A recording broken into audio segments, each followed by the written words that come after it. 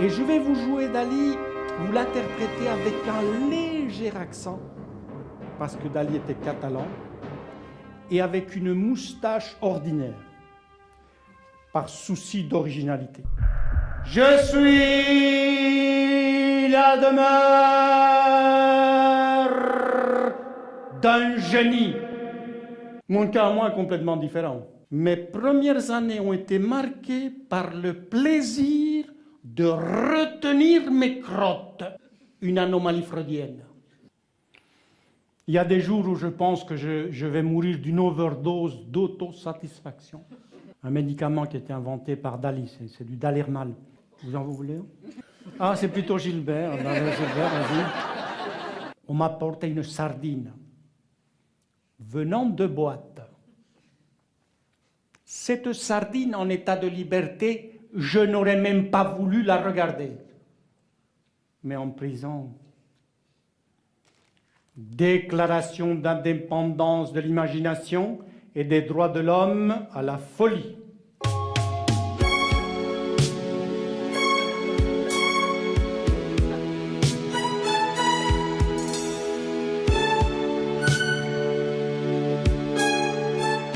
Le paranoïaque, il a le pouvoir de persuasion impérialiste. Et vous savez que l'argent, c'est une de ses passions. Après Madame Dali, ce qu'il aimait le plus, c'est l'or. Merci. C'est pour ça que le chef de file des surréalistes l'avait surnommé Avida Dollar. Merci. La dépense physique vitale est une façon immédiate de se soulager. Or, les obsessions sexuelles sont le fondement de la création artistique. Les insatisfactions accumulées mènent à un processus que Freud appelle celui de la sublimation. Ce qui ne se passe pas du point de vue érotique est sublimé dans l'œuvre d'art. J'ai une prédilection pour les jeunes filles et les homards. La modestie n'est pas précisément ma spécialité. Et la femme est la source divine de la crétinisation de l'homme. D'ailleurs, je suis homosexuel, du point de vue intellectuel. Ma sensualité, c'est l'œuf sur le plat, sans le plat. Alors, ça va ensuite? Chaque fois qu'un homme meurt, c'est la faute exclusive de Jules Verne, que c'est le plus grand représentatif de ce que j'appelle le crétin mou. Parce qu'il y a le crétin dur, mais c'est un crétin mou 100%. Nico, je vais le faire juste à l'italienne. À propos de la mort, je crois que c'est Michel de Montaigne qui a dit les choses les plus justes, et comme quoi Dali, le paradoxal, après avoir fait l'éloge de l'hibernation, montrer son frénésie. C'est moi vivant, hein.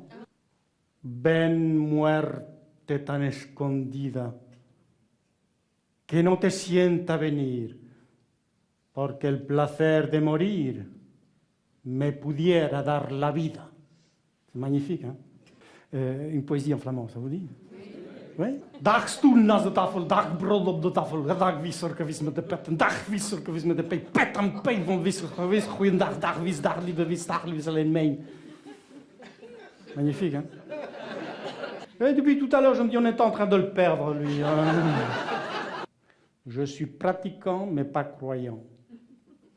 Enfin, je crois en Dieu, mais je n'ai pas la foi.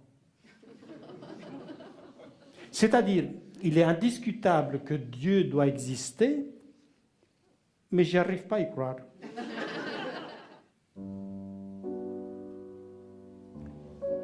J'ai vécu toute mon adolescence et toute mon enfance avec l'idée que je formais part de mon frère mort.